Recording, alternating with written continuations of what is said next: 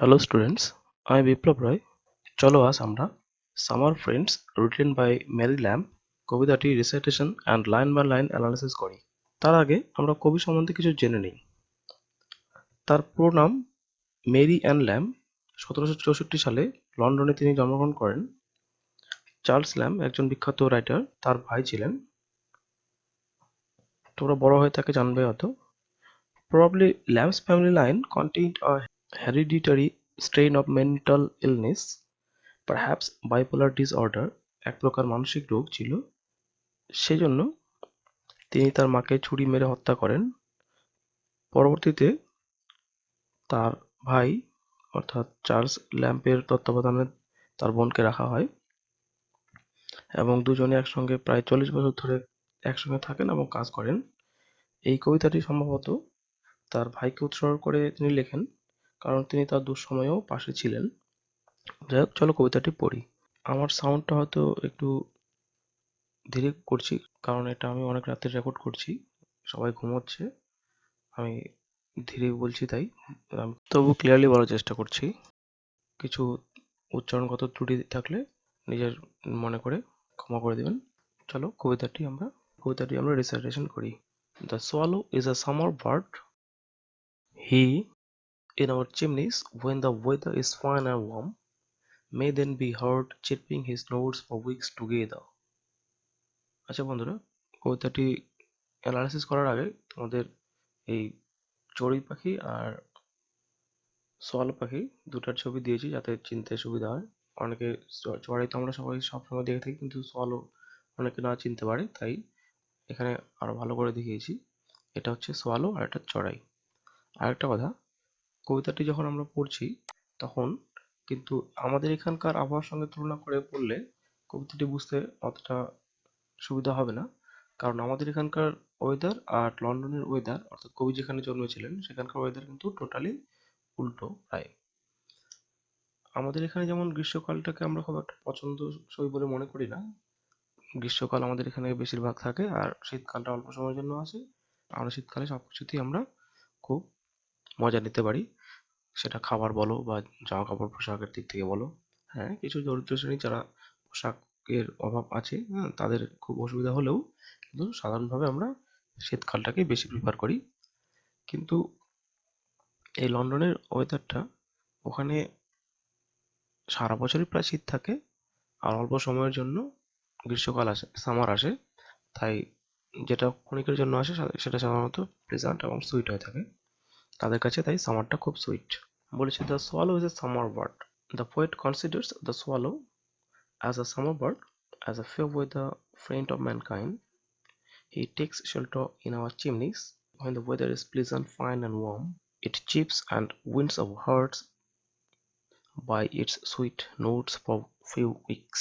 অর্থাৎ এই সোয়ালো পাখিটা সে গ্রীষ্মকালে আমাদের চিমনিতে এসে বাসা বাঁধে যখন আবহাওয়াটা খুব সুন্দর আর উষ্ণ থাকে, আর তখনই তার সুন্দর কিচিরমিচির ডাক, যেটা সপ্তাহ ধরে শুনতে পাই। Come there but one cold wintry day, away will fly our guest the swallow, and much like him we find the way which many a gay young friend will follow. Come there but one cold wintry day, কিন্তু যখন একদিন শীত আসে, away will fly our guest the swallow, আমাদের এই দুদিনের অতিথি অর্থাৎ আমাদের গেস্ট এই সোয়ালো পাখিটি, আমাদের অতিথি পাখিটি, সে উইল ফ্লাই অ্যাওয়ে, সে দূরে উড়ে চলে যায়। অর্থাৎ swallow being a migratory bird will fly away for seeking comfort to some warm places, and much like him we find the way which many a gay young friend will follow. অর্থাৎ the way will follow which many a gay young friend, অনেক প্রফুল্ল চিত্ত বন্ধু যারা হাসি খুশি সবসময় থাকে আমাদের সুসময়ে পাশে থাকে, কিন্তু সেই সোয়ালো পাখির মতোই তারা আমাদের ছেড়ে চলে যাবে দুঃসময়ে। তারা দুঃসময়ে আমাদের ছেড়ে চলে যাবে, যারা কিনা আমাদের সুসময়ে ছিল, আমাদের দুঃসময়ে তারা আর পাশে থাকে না। In dreary days of snow and frost closer to man will cling the sparrow. In dreary days অর্থাৎ বিষণ্ণ দিনে, snow and frost, snow and frost এগুলো সিম্বলিক অর্থে ইউজ করা হয়েছে, অর্থাৎ দুঃখের দিনে closer to man will cling the sparrow. মানুষের কাছাকাছি থাকবে শুধু এই স্প্যারো, চড়ুই পাখিটি। এই ক্লিং অর্থাৎ ইমোশনালি অ্যাটাচড থাকে। Closer to man will cling the sparrow. এই চড়ুই পাখি দুঃখের দিনেও মানুষের কাছাকাছি সে থাকবে। ওল্ড ফ্রেন্ডস, সেই সমস্ত পুরনো বন্ধু। Although in life we are crossed, যদিও জীবনে আমরা তাদের থেকে বিচ্ছিন্ন হয়ে পড়েছি, অর্থাৎ পুরনো বন্ধুরা সবসময়ের জন্য হয়তো আমাদের সঙ্গে সম্পর্ক কাজের ব্যস্ততায় নাও রাখতে পারে, কিন্তু দুঃখের দিনে তারা অবশ্যই আমাদের কাছে থাকে। Their hearts to us will never narrow, তাদের হৃদয়টা আমাদের প্রতি কিন্তু কখনোই সংকীর্ণ হয় না। তো বন্ধুরা, এখানে যে ক্রস শব্দটা ইউজ হয়েছে, এটা কিন্তু এই ক্রস শব্দটা is a common dialectic way of saying, অর্থাৎ এটা অ্যাকচুয়ালি ক্রসড, এটা একটা পয়েটিক্যাল ফর্ম। আসলে অ্যাকচুয়ালি হয় কি, মানে অঞ্চল ভেদে উচ্চারণের অনেক পার্থক্য হয়ে থাকে। যেমন সাপোজ আমাদের এখানকার যদি ধরি, আমরা এক এক অঞ্চলের লোকে এক এক রকম একই কথা এক এক রকম ভাবে উচ্চারণ করি। তো এই ক্রসড কথাটা সম্ভবত ওদের আঞ্চলিক ভাষাগত। যেমন ইউকে বলে ইয়া এবং গোয়িং কে বলা হয় গোইন। আবার রাইম মেলাতে গিয়েও কবি অনেক সময় এরকম করে থাকেন। Give me the bird, give me the friend, we'll sing in frost, we'll love in sorrow. Whatever mischance today may send, will greet me with his sight tomorrow. Give me the bird, give me the friend, অর্থাৎ আমাকে সেই চড়ুই পাখিটির মতোই বন্ধু দাও, যে কিনা সুখে দুঃখে সবসময়ই পাশে থাকবে। Actually, the sparrow does not leave us even in winter. Just like a true friend, a sparrow always stays with us, be it summer or winter, sunshine or frost, whatever we are in delight or in distress. The poet expresses a treasure for such true friends.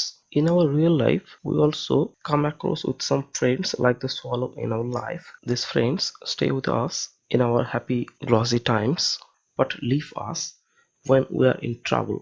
When we are in distress, they forgot us completely. A true friend with a pure heart is probably the greatest gift of the God. It's truly very hard to find out such friends in this materialistic mundane world. Not being envious, he or she should always encourage us to do better in life, should always share the joys and positiveness as well as the sorrows and negativeness of life.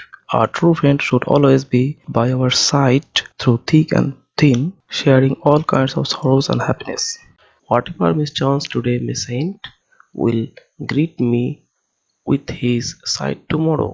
আজ যতই বড় দুর্দশা আসুক না কেন, will greet me with his sight tomorrow. সে কাল আমাকে দেখতে পেলেই সাদর সম্ভাষণ জানাবে। So, dear students, let's now complete these questions. Let's now solve these questions. Number A, tick off the correct answer from the given alternatives. The swallow is the name of a summer bird, spring bird, or rainy bird. The swallow comes to the poet in spring, autumn, or summer. Number C, most of the young friends follow the behavior of the sparrow, pigeon, or swallow. Number D, when the weather is fine and warm, the swallow stays in our alleys, chimneys, or garrets. Number E, the sparrow accompany the poet in times of snow and frost, rain and thunder, sunshine and warmth. Number F, the poet wants a friend who will be like swallow, sparrow, or nightingale. Now next, number G, who is supposed to be our guest, swallow, sparrow, or nightingale? Number A is the sparrow remains emotionally attached to the swallow or the chimney. Probably there was another option, but it is cut off. Let's Number B, complete the following statements with information from the poem above. The swallow chirps for weeks together when the weather is dash. When the weather is fine and warm, the swallow dash. The swallow is a dash. The swallow comes to the poet when in a cold day the swallow. Even when the old friends are separated their hearts, the poet wishes for a bird that will dash. Now answer the questions. Who is a summer bird? Where does the swallow stay in fine and warm weather? When will the swallow fly away? Why do you think the swallow leaves the poet during the winter season? So after solving these questions, please share with me. Thank you. Good night today.